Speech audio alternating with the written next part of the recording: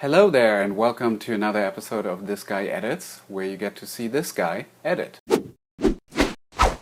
So today I'm going to share one of my favorite editing secrets. It's something that I would love to take credit for, but it actually comes from one of the greats, from Walter Murch, who's an Academy Award-winning editor who wrote a book called In the Blink of an Eye, right there. A book that I've got when I went to film school. And this is really the one that stuck with me and that I keep reading again over the years. And one of the key things that I took away from it is how the blinking of an actor will most likely have an effect on the editing. Take a look at the scene. Pay attention to how the actors are moving their eyes and are blinking. You okay? Yeah. I was having a bad dream. I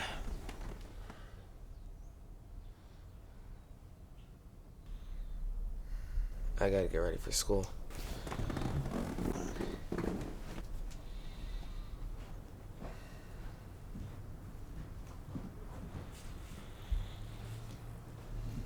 Okay, I'll take it up to here. Obviously, both actors were blinking at some points in the scene. According to Walter Murch, and I actually feel this too, you can sort of follow the thought process of an actor by the way he blinks. The theory is that if he blinks, he changes his thought, or he has completed a thought, he blinks, takes a break, and then starts a new thought. If you are in the middle of cutting a scene and you're cutting between two actors, pay attention to the way that the performers are blinking and see when their thought is completed or when it feels like they're moving on to something else. They're looking somewhere else or they're blinking and they're refocusing, and see if it makes sense to cut just before or after that blink, because your thought might be completed at that point. So that's a theory, and you still sort of have to feel it, and you really have to use your intuition as you're editing. Let's look at the scene one more time.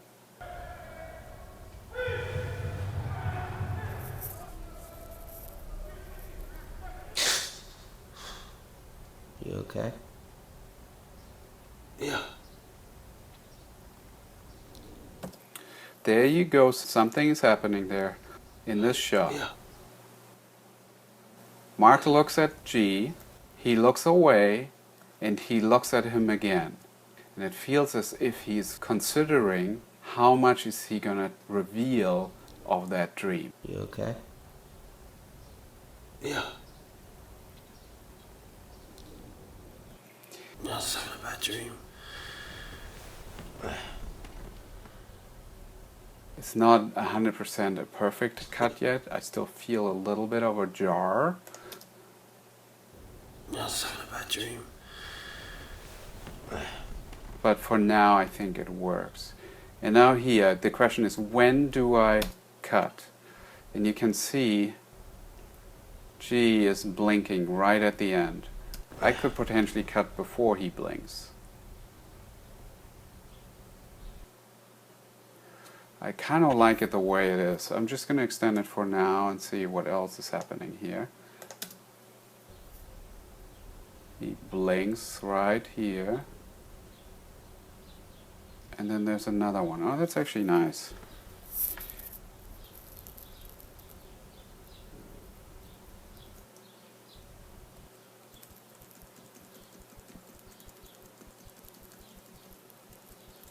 Right here. Let's try that and see how that feels like. I was having a bad dream.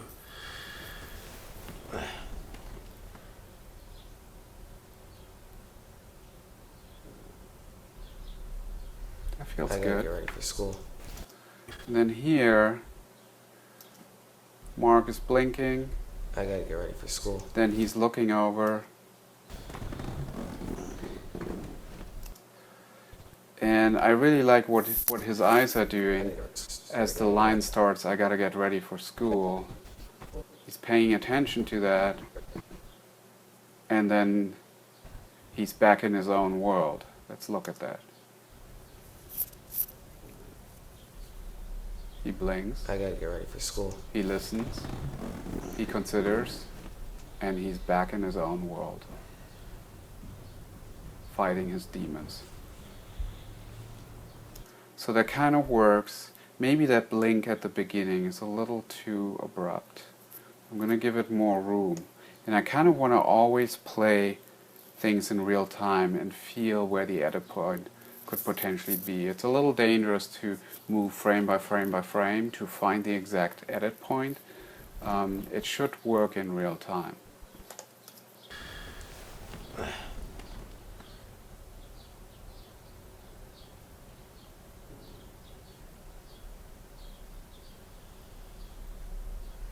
I gotta get ready for school. It's a little bit too long. I do like to spend a long time on G's close-up or medium close-up because it's really the first time we get a good look at him in the movie, and it is also a very stunning shot that makes me feel a lot. Again, that's his brother he hasn't seen for 5 years. So when Mark got into prison, his little brother was basically a kid, and now he's starting to become a grown-up. So I liked spending time with Guillermo, but let's see if we're spending too much time with Mark.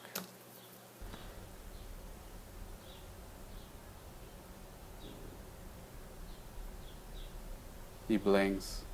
He blinks again. I gotta get ready for school. Yeah, it might work, actually. It shows a little awkwardness between the two.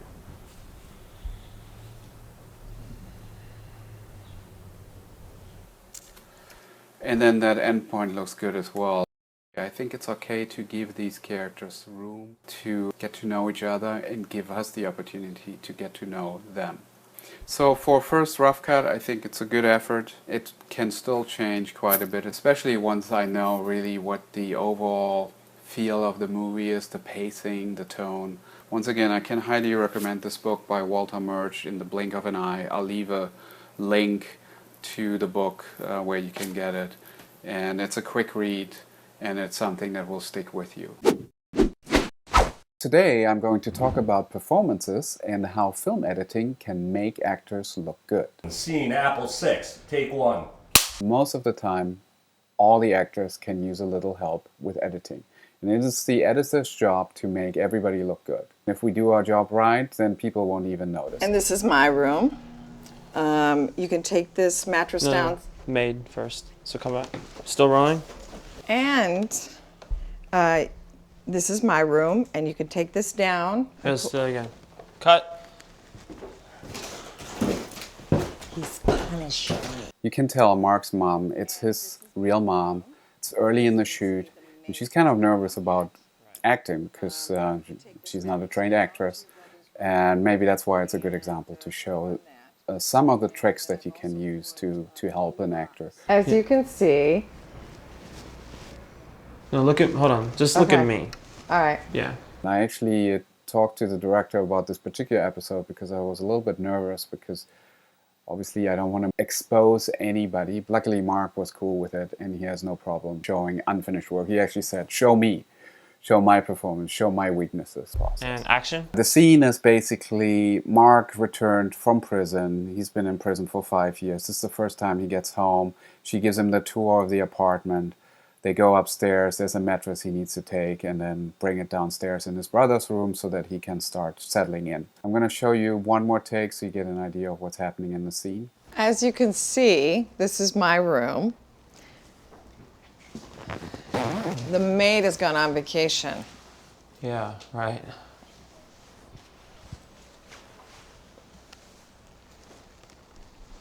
You can take this mattress here, Mark, take it downstairs, put it in Guillermo's room, and you can sleep on this. And then I also put your blue box in your brother's room, and all your things are in there. Okay, great. Okay? Thanks.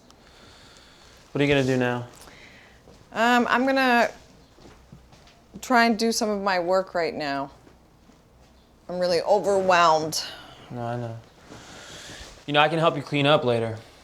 That would be great. All right. So that's an okay take. There's a lot of bumps in the road. There's some pauses, some M's and R's, and that can all be taken out, and you can obviously help a performance by just pacing the scene right and cutting it up, cutting it faster. But there's many other things that you can do to help an actor's performance. So what I'm going to do now is I'm going to show you the actual scene the way that I cut it. And then I'm going to talk about some of the things that I did to the scene. You can take this mattress here, Mark, take it downstairs, put it in Guillermo's room, and then I also put your blue box in your brother's room, and all your things are in there. All right. You know, I can help you clean up later, anything. That would be great. All right. I'm gonna go get set up. It's good to have you home, honey. It's good to be home.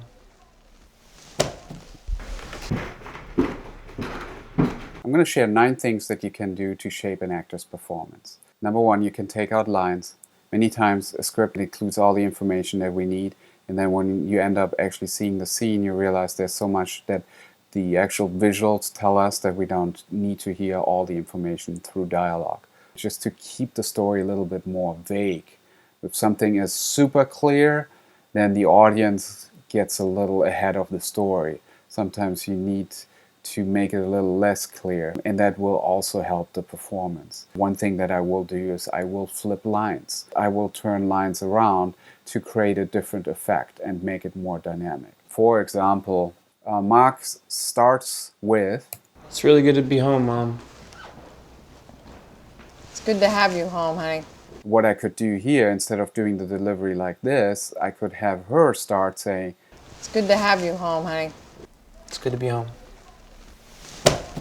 it feels a little more spontaneous. Sometimes you don't need the actors to say anything. Just a look, a reaction shot is oftentimes stronger, and you can just read in their face, in their expression, what they're saying. And all your things are in there. I talked about one trick before in an early episode, and that is that you get into a scene late and you leave it early. Instead of them going up the stairs, I can already be in the room. I try to cut out process as much as I can. So I would cut out, as you can see, this is my room, because we know it's her room, because she's going to sit on the bed and she's going to work on the laptop. So I don't need that information, I can cut it out. Sometimes it's better not to show the actor and just cut to whoever is listening, and that will help the performance. You can take this mattress here, Mark, take it downstairs, put it in Guillermo's room. The goal really is to limit any weakness. Whenever you see something that doesn't smell quite right, I will try my hardest to find another way, to leave it out, to cut around it. I've had experiences where I had a brilliant actress, but she was in a situation where she had to improvise, and that is something that scared her. And so there were many moments where she would just not be strong, but there were many moments where she was brilliant. Lastly, one thing that I also do, I look at in between the takes, so the camera is still rolling, the camera just settled in or towards the end of the take, and I look for reaction shots or anything that the actors are saying, thinking that they're off camera, because many times they lose some of that nervousness or self-consciousness and they're starting to become themselves. I will consider and use it in the movie. So with that being said, I'm going to play the scene now, and I will highlight some of the tricks that I used. You can take this mattress here, Mark, take it downstairs, put it in Guillermo's room, and then I also put your blue box in your brother's room, and all your things are in there. All right. You know, I can help you clean up later, anything. That would be great. All right. I'm gonna go get set up. It's good to have you home, honey. It's good to be home. It is really one of the most interesting parts to really decide which take you're using, and above that, how much you're really taking over in terms of rewriting the script. In this first phase of doing a rough cut, I tend to push it as far as I can do, and then I'll wait for the director to rein me back in. It really is a full collaboration. So today I'm going to share one of these. You should start a scene as late as possible and get out as fast as possible. Scenes often are written or shot in a way where like two characters walk into a room and they say, "Hey, how's it going?" "Oh, it's going great. Good to see you. So what's up?" "Well, you know, I have this problem here. I just robbed a bank and I think people are onto me." Many times a scene will become more impactful if you just get straight to the point. So you get to see the way that it was shot, and then I'm going to show you the way that I cut it.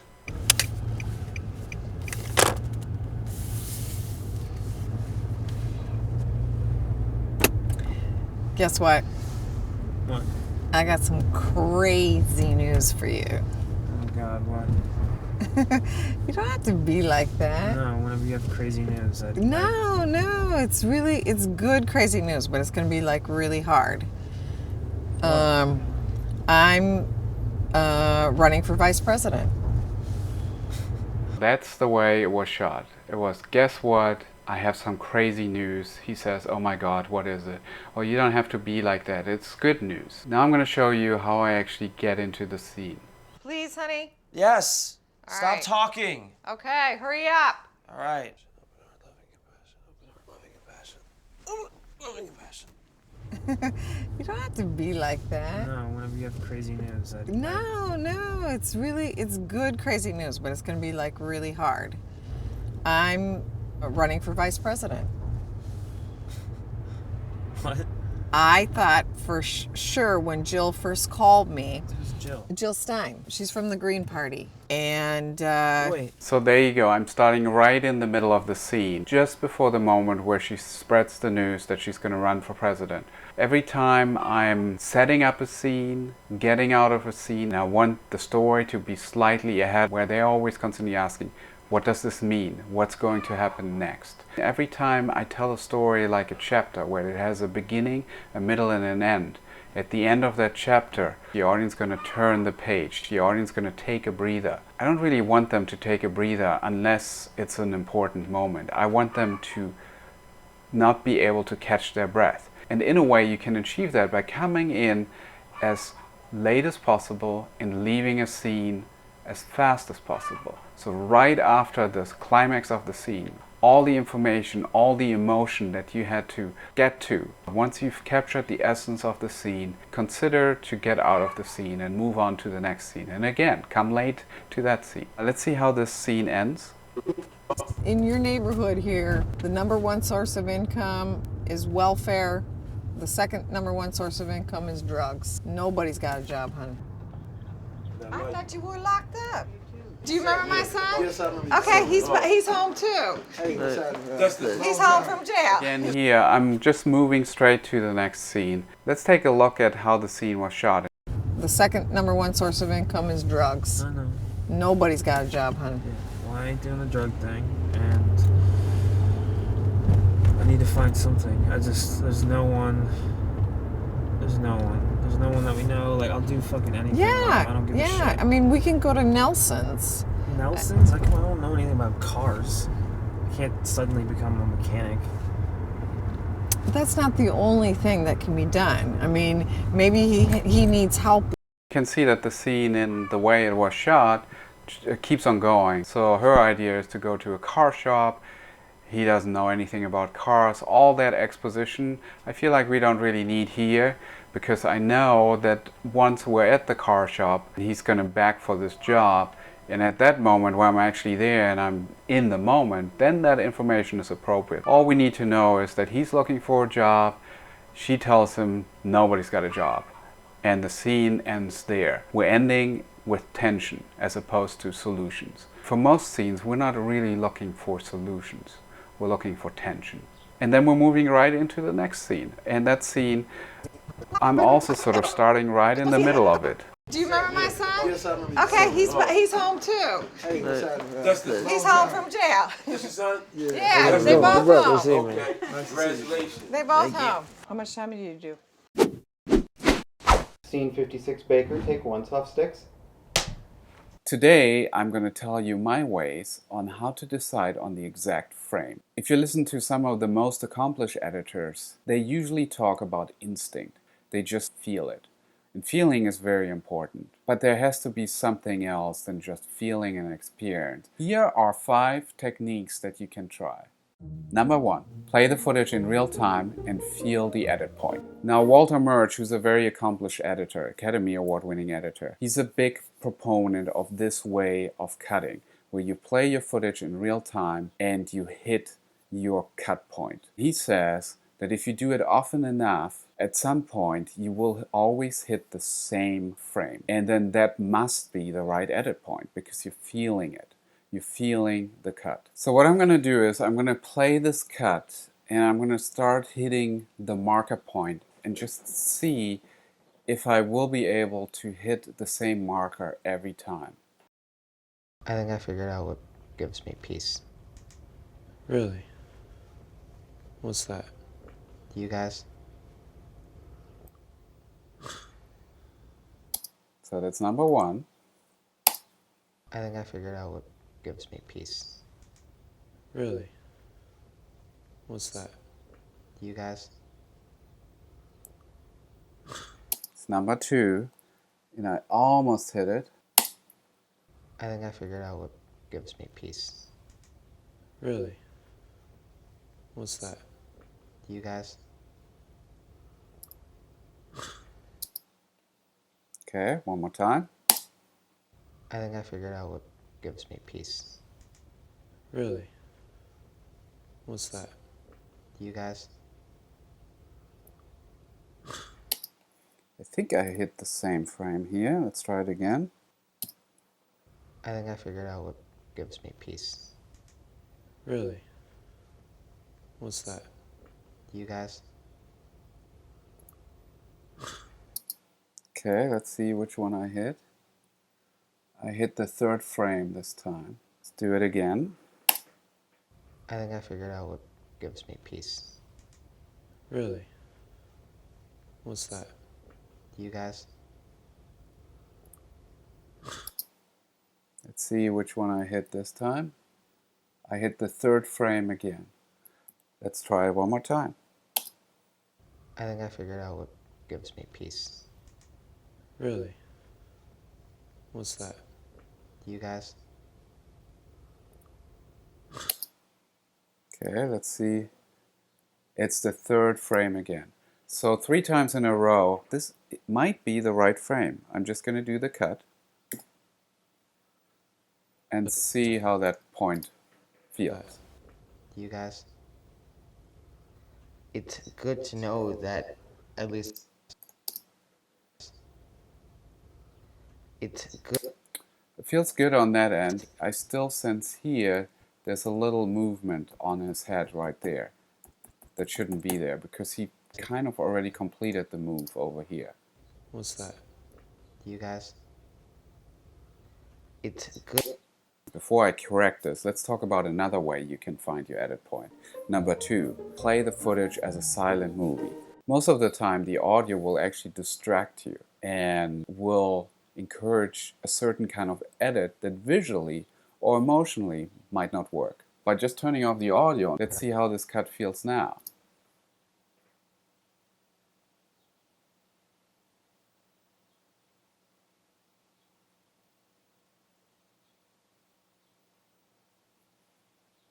It actually felt late to me. Maybe this is the better edit point. And again, I'm not looking at this shot here yet. I'm just looking at the way that I'm getting out of the first shot.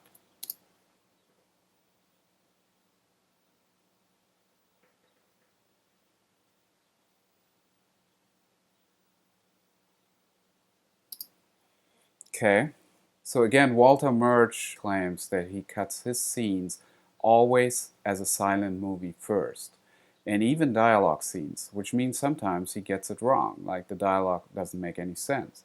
But he still uses this method to cut his scenes to get the pure visual, emotional journey of an edit. I don't do that to the extreme. Once I'm done with a cut, I will play it as a silent movie and just look at all these edits one more time and decide if they really feel right.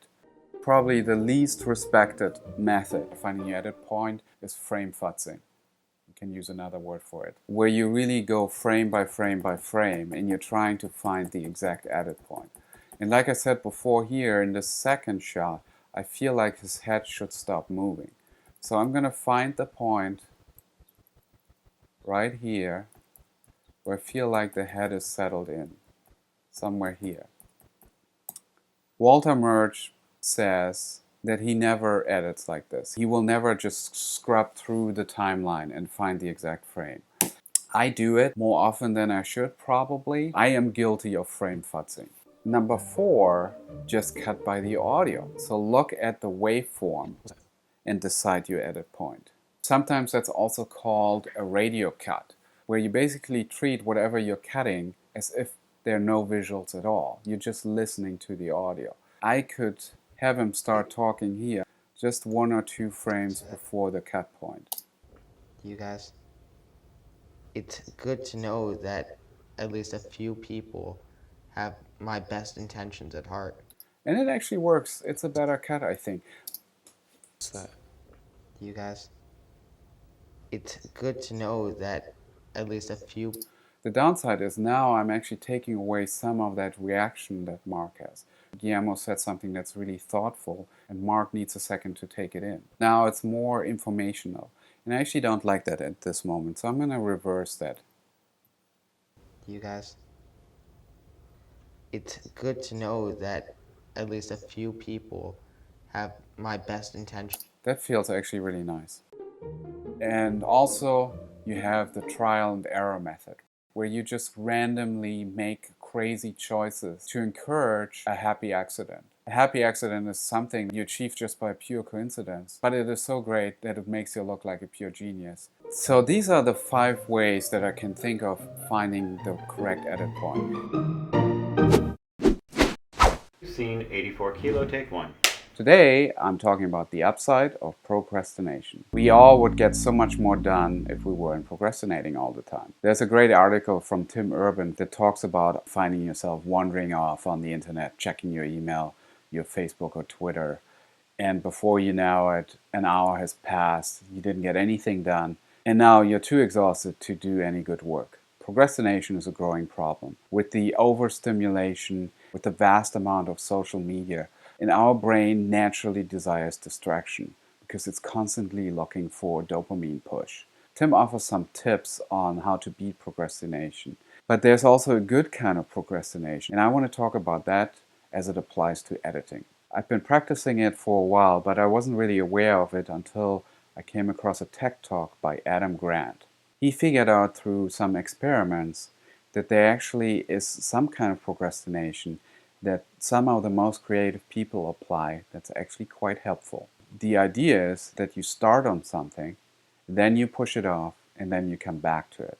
And what that does is it gives your brain enough information to start the process of figuring out solutions. And then you give it time before we actually act on it by procrastinating, by pushing it off. And then when you come back to it, you already have figured out so many of those decisions before you actually do the work. So here's how I apply procrastination when I'm editing. Whenever I start a scene, I divide up the process in 2 days. On day 1, I just look at the footage. For example, this scene here, we have a multitude of shots. It's basically Mark waking up and he's sneaking out. So his brother is still sleeping. He's also checking on his mom. Then he writes a note, takes a pushpin, comes down the stairs, puts a note on the wall. The note says, "I love you, keep going," and then he disappears. This scene in the context of the movie sets him up to go on a journey. Pretty simple scene, a lot of shots. I looked at them all, picked all my selects here, but then I stop there and I walk away. Now it's the next day and I pretty much figured out what I want to do with this. I'm seeing 3 or 4 shots, and this is something that I figured out in my head. I want to use 2 POV shots. 1, cut to the next shot. Like this. And then I'm going to cut to this shot.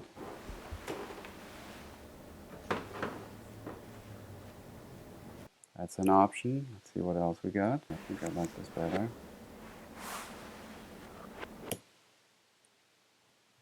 And I'm done. That's the scene. So basically now I'm just refining this. Maybe I'm not even going to do the pan.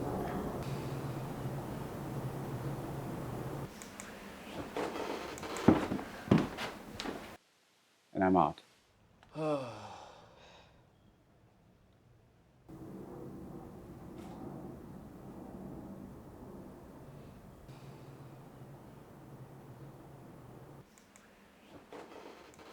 Traditionally, what I would do is I would just cut it out straight. I would use every shot that the director intended and tell the story, and then I would start honing and honing and honing, and eventually I would end up at the same result, which is basically it's going to be a 3-shot scene.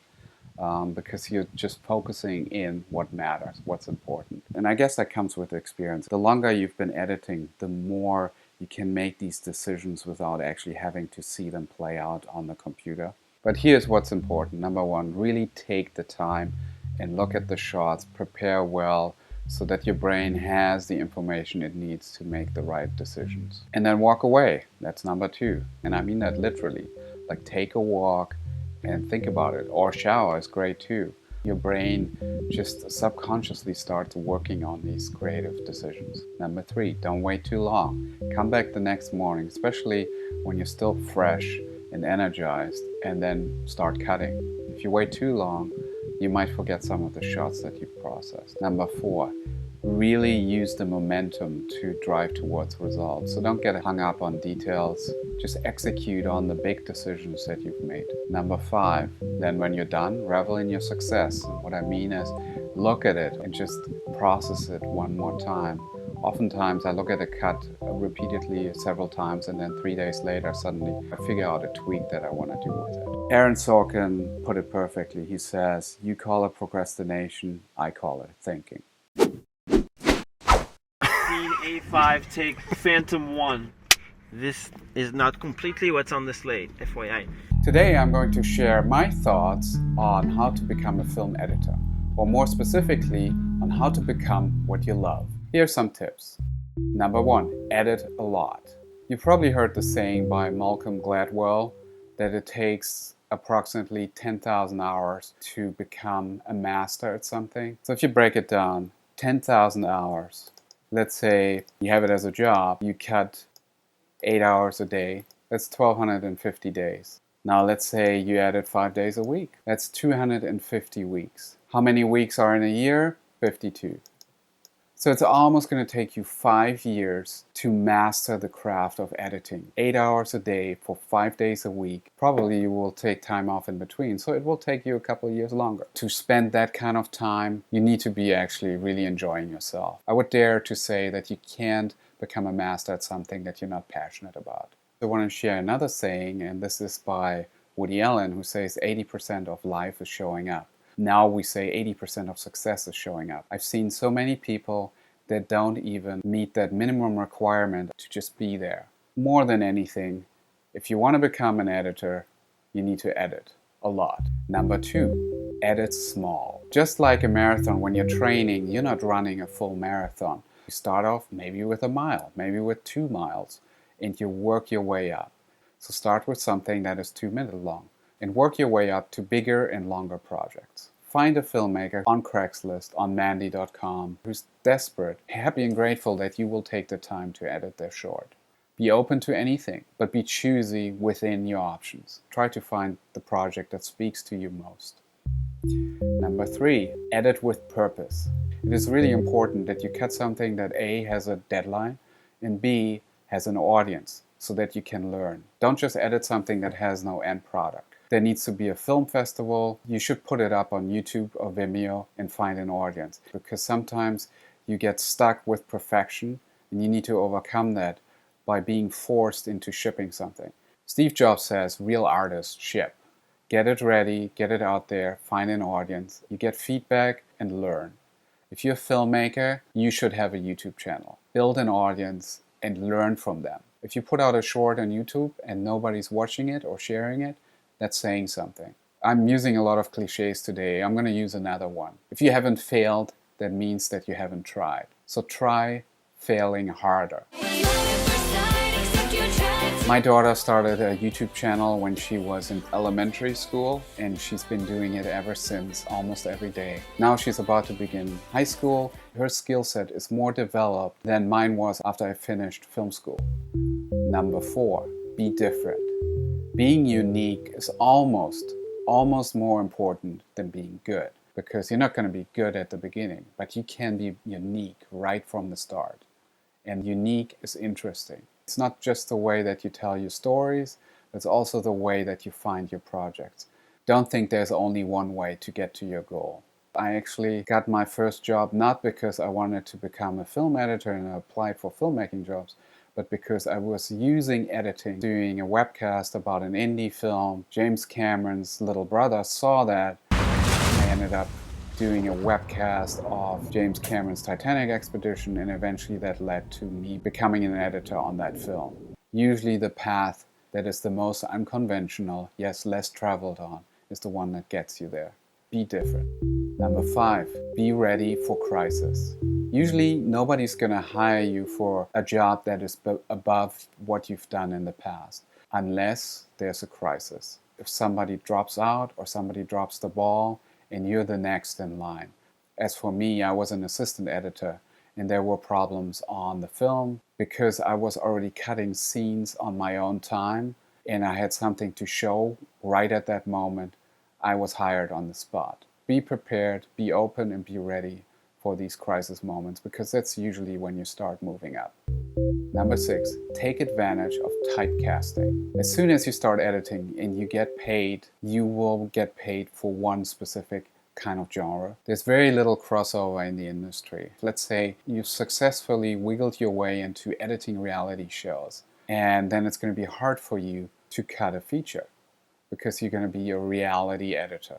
That's a good problem to have, because you get to work on your craft and you get paid doing it. And if you're happy and you like doing it, keep doing it. But if it's just a means to an end, cut narratives on your own time.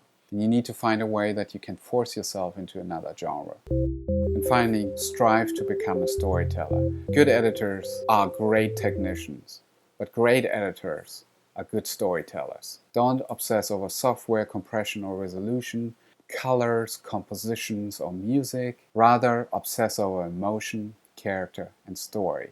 And the people that you work with, the producers, directors, clients, they will pay you above and beyond the set rate if they feel that you have the ability to elevate a story. It's so rare to find a true storyteller who's a great collaborator, a great listener, and a fantastic editor.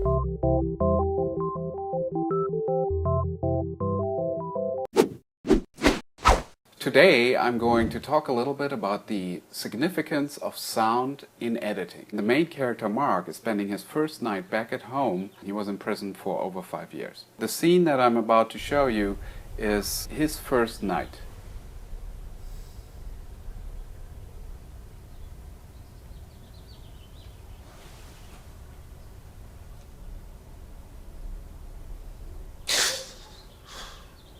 You okay? Yeah. I was having a bad dream. This is a pretty straightforward scene, and what I was thinking is, wouldn't it be nice to hear what is happening in his mind and get a little bit more insight on what he's going through? To, throughout the movie, use sound design to reflect his state of mind. As we are looking at him, we're hearing what's happening in his dream. I already have a sound effect that I'm about to use.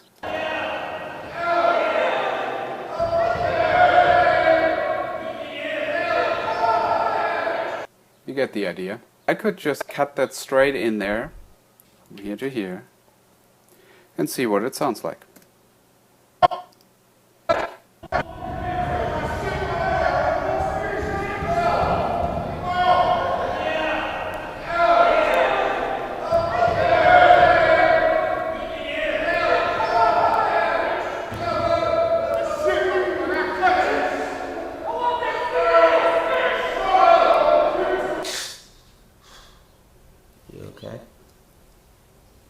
So that's one way to do it. That's obviously very much on the nose.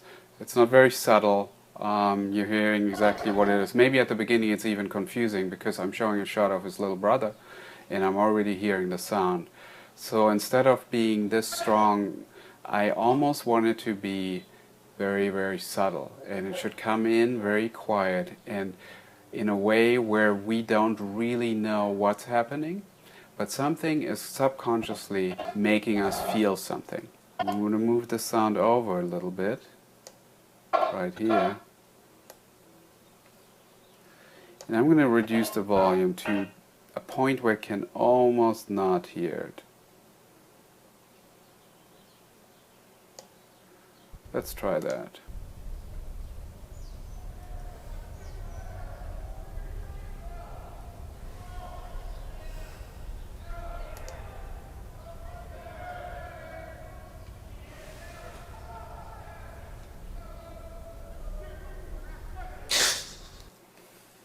I already like that a lot. I noticed that there's this one shot here where something is stirring him in his dream. Right there. I was thinking I'm going to make it just a little bit louder and maybe somebody's screaming or I hear a clunk.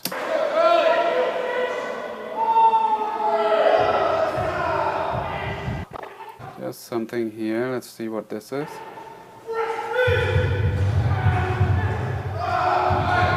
That's nice. So I have a significant sound here. And I'm going to find that spot again where Mark is stirring. Right there. So just a few frames before he stirs, I'm going to put that louder sound in. Right there. Let me move that up. So let's listen to that.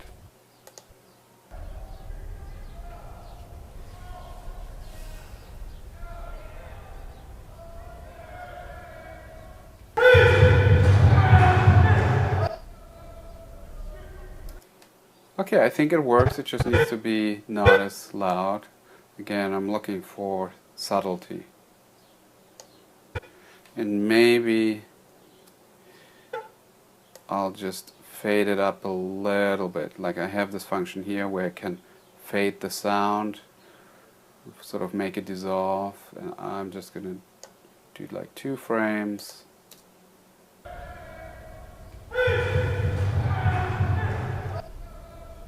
And then we're back to the same level here.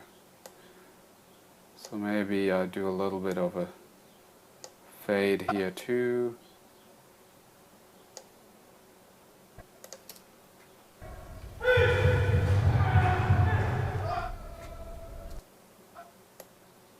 Still a little strong. I'm going to reduce the sound by a little bit more, like here.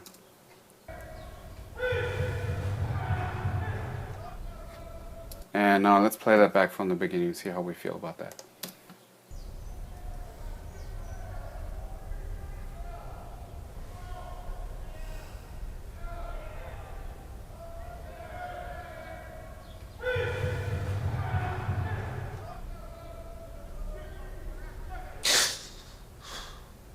You okay? Yeah. I feel a little bit more inside the head of the character, and I think it works. I think I'm going to leave it like this. I'll mute the tracks, and then you can see the scene one more time without the sound.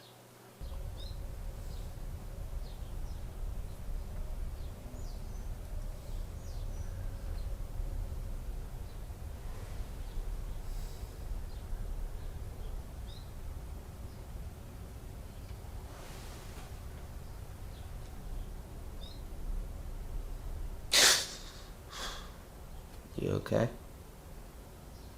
Yeah. And I'm going to play it to you with the sound.